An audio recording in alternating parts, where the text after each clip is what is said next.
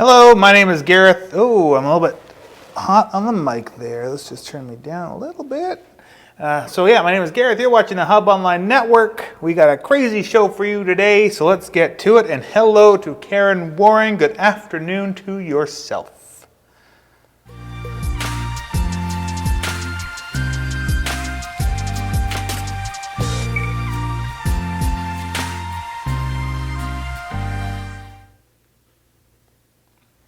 So if you notice, I have a little bit of a new setup today.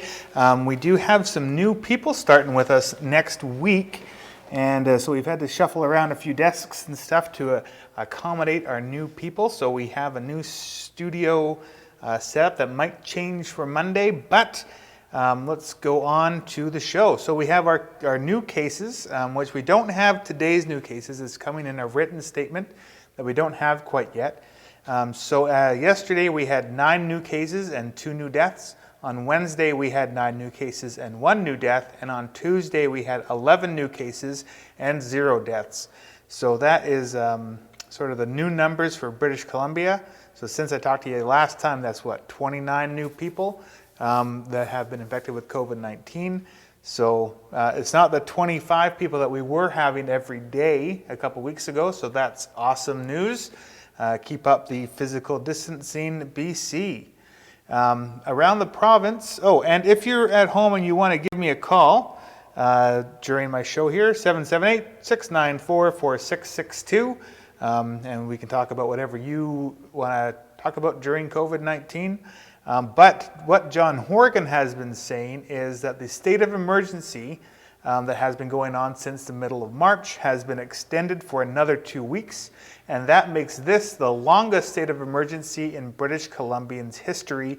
And John Horgan is saying that there is likely no end in sight at this time.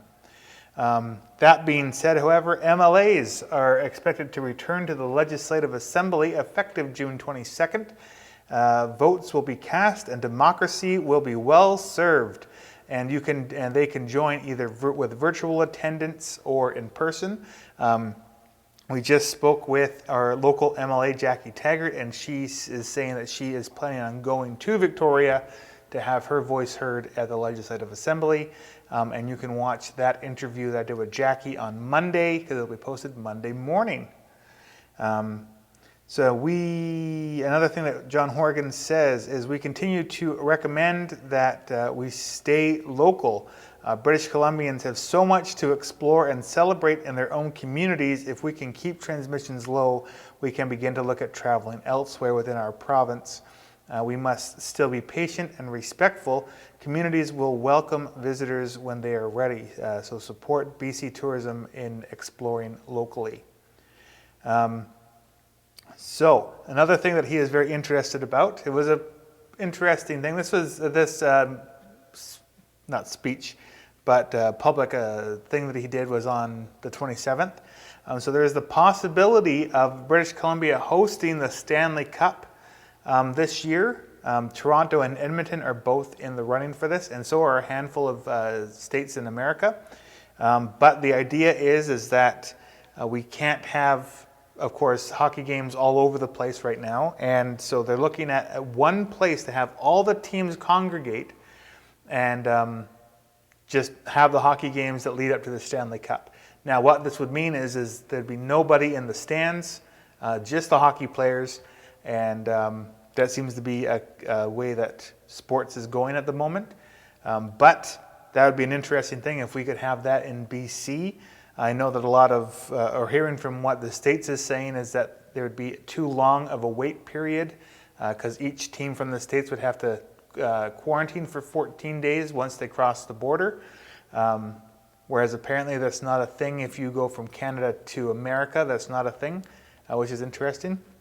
But what do you think about the possibility of the NHL coming to BC? because on March 12th, the NHL had announced a pause on the regular 2019-20 season due to the COVID-19 pandemic.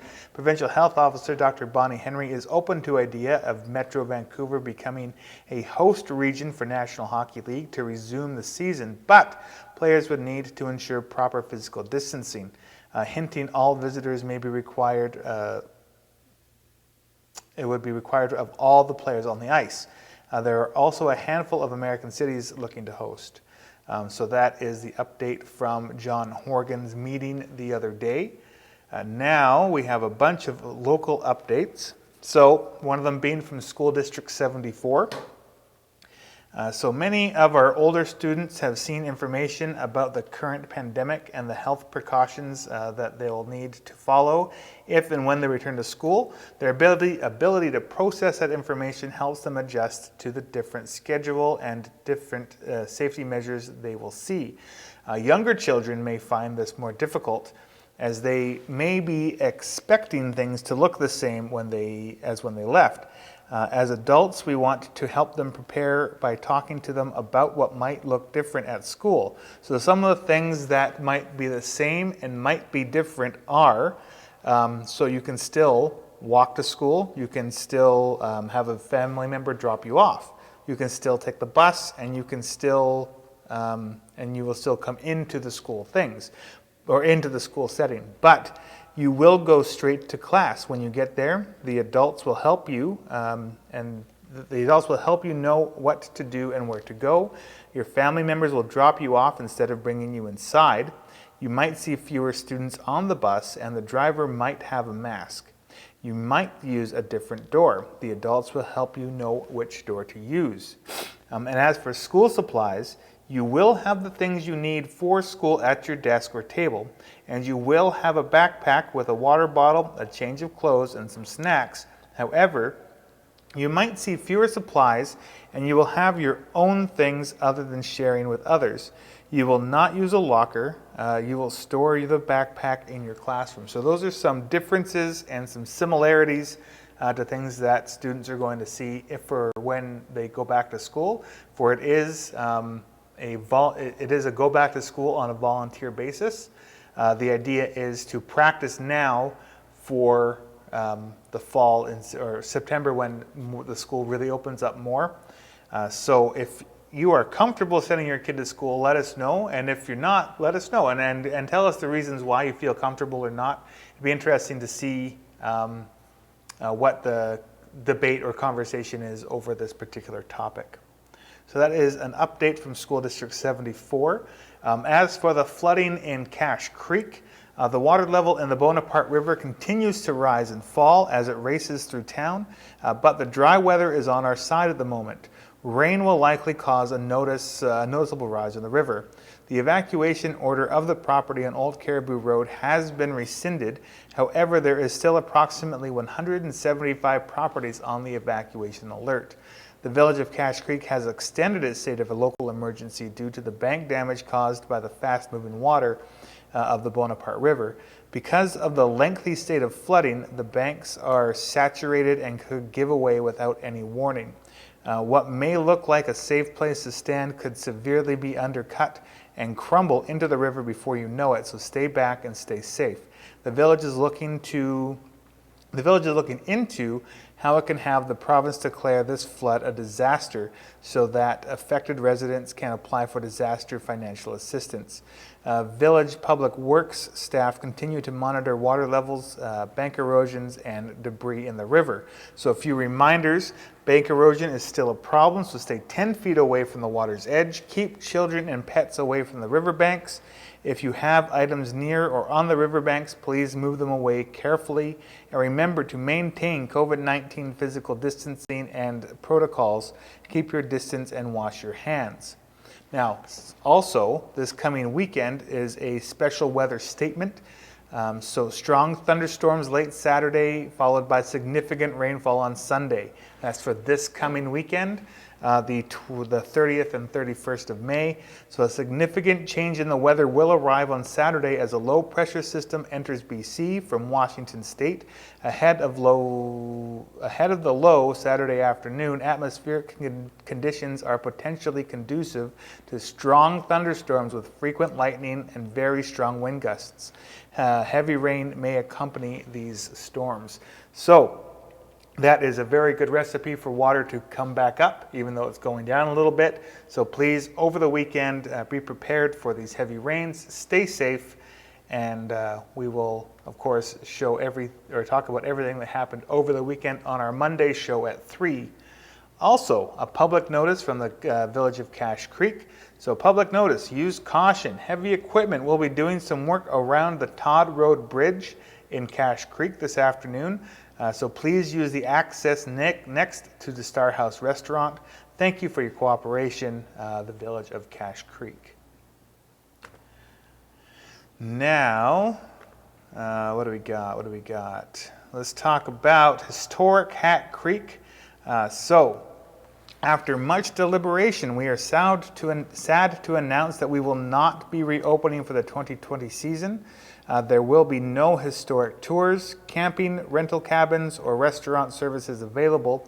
We will be booking 1-hour VIP private shopping experiences throughout the season by appointment or for up to 4 people at one time. The gift shop is full of inventory with lots of new Canadian-made unique items for kids and adults alike. Stay tuned this weekend for a preview and instructions on how to book your private shopping excursion. And there is a second update here. They say, welcome to 2020. Yes, Historic Hat Creek is closed for touring and meals, but you can still support your local nonprofit society by shopping locally. This will be our only stream of revenue for 2020 and will help maintain the site so we can open in 2021 in great shape. So that is from Historic Hat Creek, just outside of Cache Creek.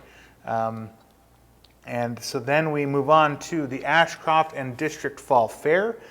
So they're saying with the current COVID-19 situation, canceling the Fall Fair will not come as a surprise, but it still hurts to have the announcement. There is no way to hold the event safely for our volunteers or visitors this year. We will impatiently wait for 2021 to bring our community event back.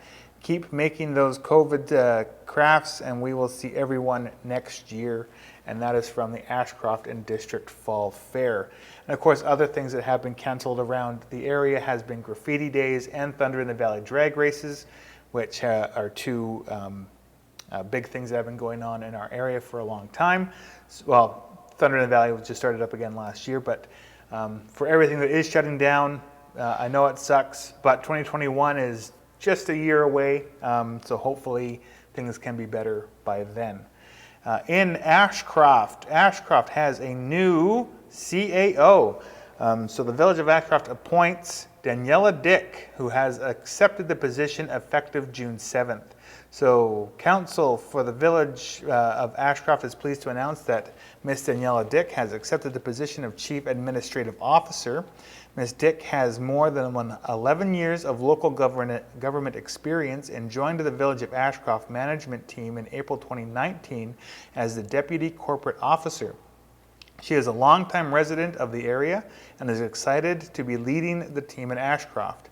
And Daniela came from working the similar type of job in Clinton. I believe she was also on the Clinton Council for a brief period of time. So she's one of those rare anomalies that has been on both sides of the fence. So she brings a well-rounded system to what she's doing as CAO. So she has stepped in as acting CAO for the village in March of 2020, just as the full impact of COVID-19 pandemic was starting to be felt. Since then, she has overseen not only the day-to-day running of the village operations, but has also ensured the safety of residents and staff via the implementation of COVID-19 safeguards and protocols. So that is an excerpt from the Ashcroft Cache Creek Journal. Thank you to, I believe, who wrote this? I'm sure it was Barbara. So thank you, Barbara, for sharing that on your Facebook page. If you want to read the rest of that article, you can go to the Ashcroft Cache Creek Journal website or Facebook page, and you can see that story there.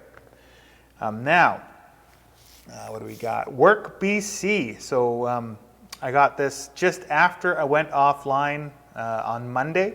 This is from Christy Berry, one of the workers from the Ashcroft Work BC area. So this says, Community Futures, Thompson Country donates $5,000 to support food security in the Thompson-Nicola region during COVID-19. So continuing their mandate of strengthening and supporting rural communities, Community Futures Thompson Country is donating $5,000 to food banks operating in their Work BC locations in Merritt, Lillooet, and Ashcroft.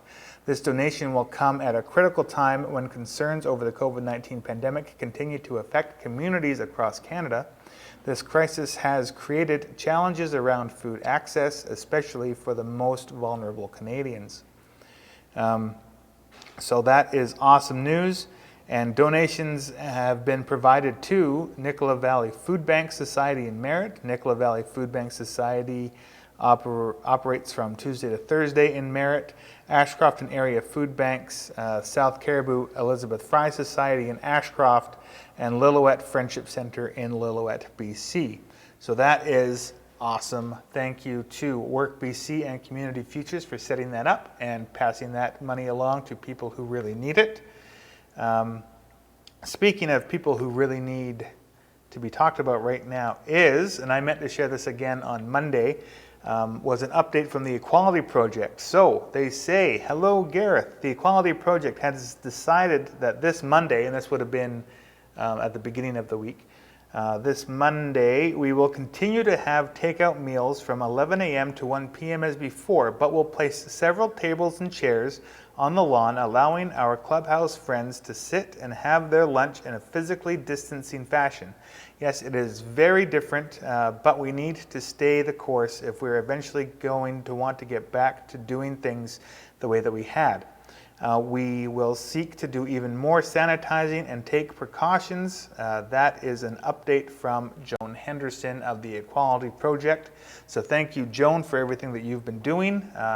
Maybe I'll try and sneak out and go and see them on Monday next week and see how things are going. Now, before I start talking about what happened at the Ashcroft and Cache Creek Council meetings on Monday, I just wanted to do a brief update as to what's going on with and I know this isn't even in our country, but what's been going on with this, the riots and the George Floyd situation in the States. So if you haven't heard of the former Minneapolis police officer, Derek Chauvin is in custody, charged with murder in George Floyd's death. So this morning that was not the case. It is the case now. There has been significant rioting and looting and fires and shootings in the States all across the country in regards to this, and it's bringing up a lot of past hurts in that country as well. So in some places it's not just about George Floyd's death, but it's about other people of color that have been killed by police. So that is the most current information that I have. They are expecting to have more rioting tonight, and the governor of Minnesota, I believe it was the governor, was saying that there will be a stronger police presence tonight, as there hasn't been such a police presence leading up to or over the last couple of days in that area. So it'll be interesting, if nothing else, to see what comes out of the next couple of days in the States. Now, talking about what's been going on in our local councils. So they both had meetings on Monday, and in Ashcroft, what do we got here? They passed a bunch of interesting things. So for example, Unity has asked the village council to let Unity have an outdoor space and serve drinks on an outdoor patio and do sort of live shows outside, and that was passed by the council. Kitty Murray showed up, and she's a volunteer with the hospital auxiliary thrift store that is just below the council office. So she was talking about asking for a sea can to be brought and dropped there so they can hold donations for up to a week to let at least a week to have COVID, just in case they're infected with COVID. So they're looking to quarantine donations for a brief period of time in a sea can. They've asked for that for 3 months, hopefully starting as soon as possible. That was passed on to new business later in the agenda, and I believe that was passed as well. And of course, you can see this meeting on our YouTube channel, which is the Hub Online Network on YouTube, or you can find it on our Facebook page as well. But other things that were brought up there was several information pieces that they chose to receive and file. The CFO talked again about what their budget is looking like. They gave another example of money's coming in, money's going out. So that was awesome. They're very up on their budget things that they're talking about in Ashcroft. And there were several questions from Gloria Mertens. She lives just outside of the Ashcroft boundary, which is reflected in a lot of answers that are given back to her via the village. But thank you nonetheless for the questions that you have, Gloria, keeping the council on their toes. So that was really the main sort of bits and pieces that happened in the Ashcroft Council meeting. But in Cache Creek, there was several, and both councils did talk about Hat Creek closing as well. They actually spoke about it just before Hat Creek released that themselves. And you are welcome, Maggie. Thank you for watching. The council, so I'm just going to read the minutes or the agenda here. So the council did have a budget meeting last Thursday, at which point the CFO did say that she was concerned about the financial sittings or holdings of the village of Cache Creek. So that being said, the main thing that was talked about at this particular meeting was there's a fund from NDIT, which is Northern Development. Do you remember what that's called, Jessica? Northern Development Initiative Trust. Initiative Trust, thank you. Where if the village comes up with a society and puts a certain amount of money in, up to $50,000, the NDIT will match that funding up to $50,000. Now, it doesn't all have to be at once. It can be in stages over time. But they were talking about the possibility of starting with $25,000. Now, the good thing about this particular type of fund is that the village, if someone like, let's say, Equality Project wanted to go and ask for a grant and aid from the village would then pass them over to this particular group that is funded instead of giving them money themselves. So they asked the CFO if it was possible to take $25,000 and start this fund, and the CFO didn't seem to, not to know, but didn't think that the possibility of starting that wasn't feasible at this time. So that was really the big talking point that came out of this. And again, you can watch this, the council meeting on our YouTube channel. It's very interesting to watch what's going on in Cache Creek at the moment with all the flooding and everything happening right now. It's Cache Creek keeps getting hit with stuff year after year after year. But they are working on other things to try and mitigate that flooding as well. So they have some plans in the works for that. And despite the fact that you can't really hear my questions, go check out an interview I did with Lisa Defoe, who's a councilwoman off the Village of Cache Creek Council.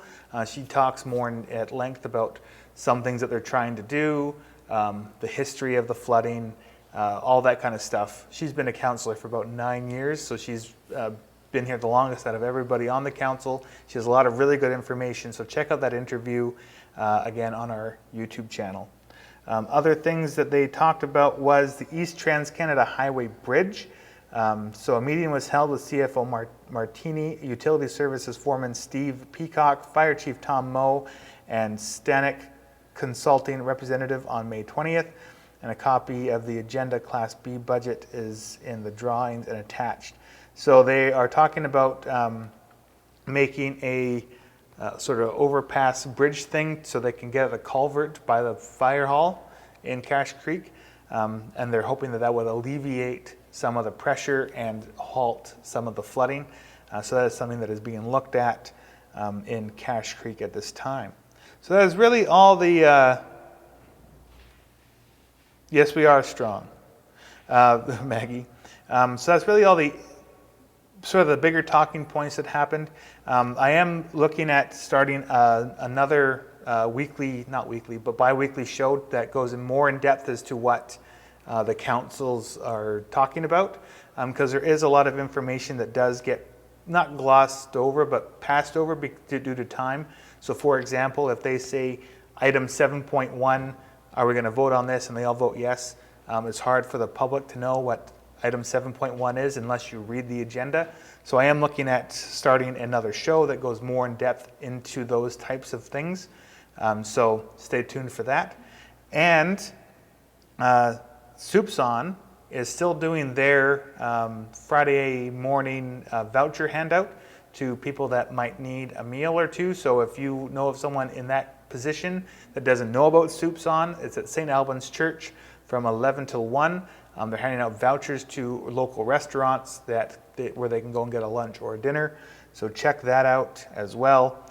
And that's really, no one's called today, so that's good. Nice quiet Friday afternoon.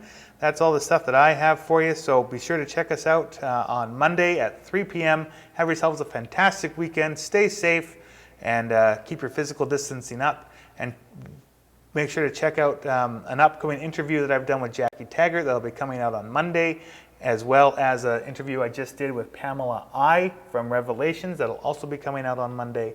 So thank you all very much, and we'll talk to you guys next week.